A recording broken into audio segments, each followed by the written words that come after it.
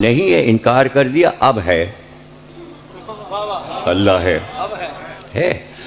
यही बात जो अल्लाह अपने लिए कहता है वही बात अली के लिए भी कहता है। यही ला और इल्ला से अपने को भी समझाता है और उसी ला इल्ला से अली को भी समझाता है। ला इलाहा इल्लल्लाह, ला फता इल्ला अली, ला सैफ इल्ला,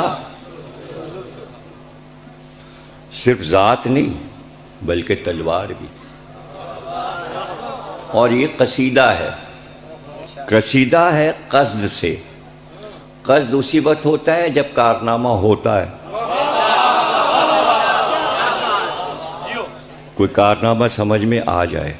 बद्र हो चुकी थी, उहद हुई, चूंकि अली कर चुके थे हिफाजत और तलवार चलाते जा रहे थे और तन्हा नाके के गिर्द तवाफ करते जा रहे थे और काफिरों से सरकार को बचाते जा रहे थे। तलवार टूट गई, इतना लड़े कि तलवार टूट गई। इसमें कोई हैरत की बात नहीं कि तलवार कैसे टूट गई। टूट जाती, जज तो अपना कलम ही तोड़ देता है फैसला लिख के। तलवार टूट गई, टूट गई, बस टूट गई तो टूट गई। टूट भी नहीं सकती थी, अल्लाह चाहता तो ना टूटती, इसलिए कि जुल्फ़िकार को उतरना था, इसलिए यहाँ के लोहे की तलवार को टूटना था और वहाँ के लोहे को आना था। तभी तो सूरह हदीद नाजिल हो रहा है। हमने लोहे को आसमान से नाजिल किया तो लोहा ज़मीन से निकला है, आसमान से नाजिल हुआ। ये लोहा ज़मीन से निकला है लेकिन जुल्फ़िकार आसमान से आई। और कोई कहे कि वहाँ कोई क्या बड़ी फैक्ट्री लगी हुई थी लोहे की, आयरन फैक्ट्री थी, क्या था, स्टील मिल लगी हुई थी, क्या था जो वहाँ तलवार बन के वहाँ से आ गई। नहीं, वो मोहरे नबूवत वहीं से बन के आई थी। जिस फैक्ट्री में मोहरे नबूवत बनी थी उसी में जुल्फ़िकार भी आई। और जब आई तो जिब्रील ये कसीदा पढ़ते हुए आए, ला फता इल्ला अली, ला सैफ इल्ला जुल्फ़िकार। और इसकी गूंज थी उहद के मैदान में। जुल्फ़िकार रसूल अल्लाह को पेश की गई, तलवार तो रसूल अल्लाह की है। रसूल अल्लाह ने अली से कहा ये लो। अब ये बयान करने में देर लगा, उसके आने में, कसीदा पढ़ने में, ये तो बस कुन की तरह है। तलवार टूटी और अली के हाथ में तलवार थी और वो चलने लगी। जंग ख़त्म हुई, हिफाजत करके रसूल को लेकर खैरियत से अली आ गए। अली बद्र और अब उहद। और जब उहद में तलवार लेकर आए तो तलवार आते ही दरवाजे पे जनाब सैयदा खड़ी थी हुजरे की, उनको दे दिया। जनाब सैयदा ने तलवार हाथ में लिया तो अली ने कहा ये तलवार तो आप नहीं पहचानती, तो आज ही आई।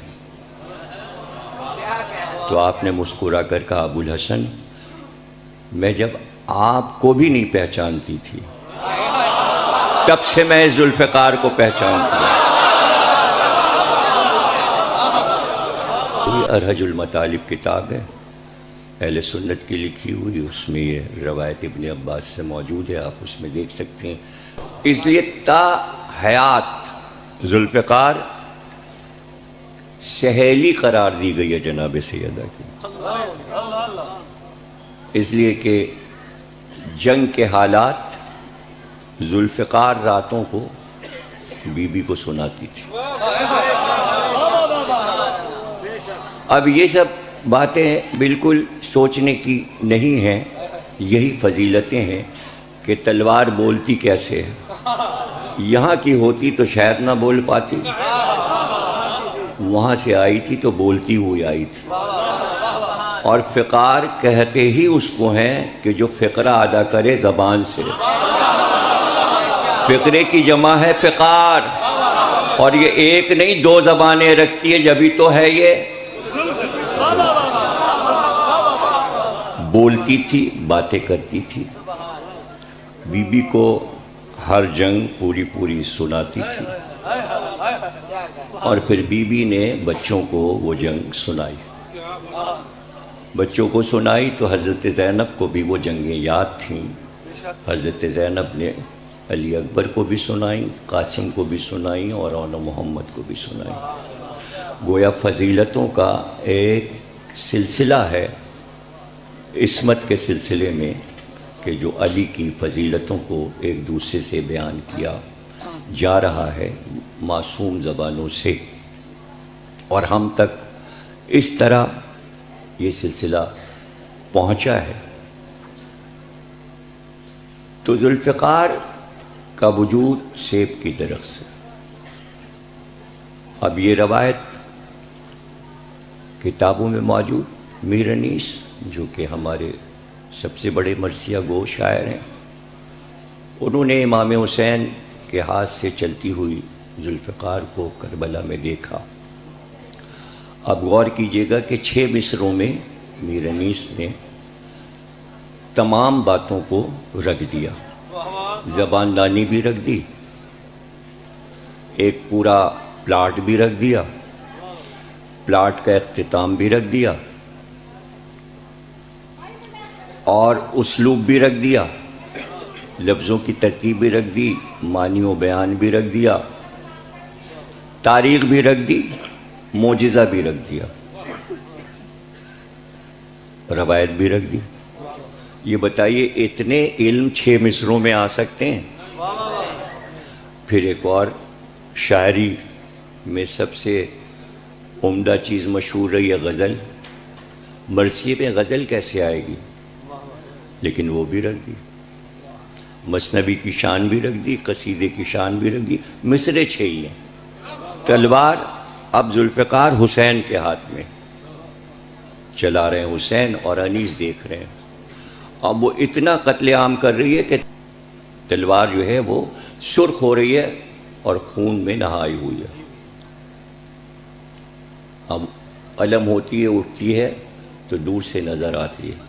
अब ये सब आपको मालूम होना चाहिए पहले से कि तलवार में खम होता है। चांद पहली तारीख का जैसे होता है हिलाल, इस तरह खम होता है। तो जब खम होगा तो आगे की तरफ से तलवार झुकी हुई होगी, यानी जो उसका सर है वो झुका हुआ है। जब तलवार उठेगी तो यूं ऐसे जाएगी। तो अब आप इस सिफत को भी देख लीजिए कि तलवार का सर झुका हुआ है।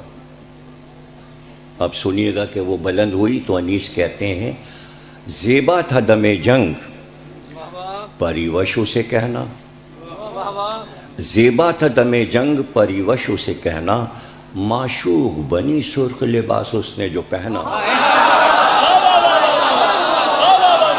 माशूक बनी सुर्ख लिबास उसने जो पहना,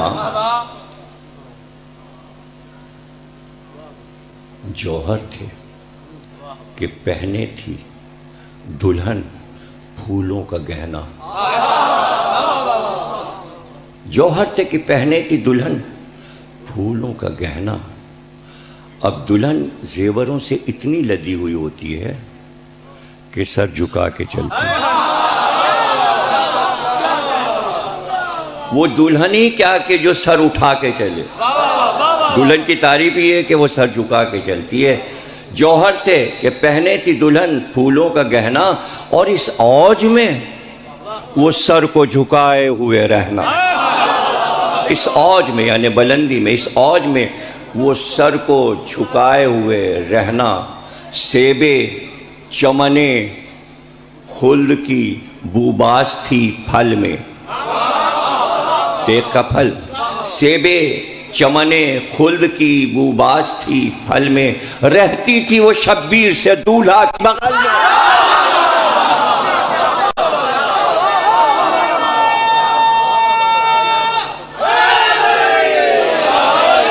रहती थी वो शब्बीर से दूल्हा की बगल में। यही वजह थी कि बीबी ने जब असर के वक्त आवाज़ दी तो पहले पुकारा जुल्फ़िकार, ऐ जुल्फ़िकार तुझसे मैं लूंगी हुसैन को।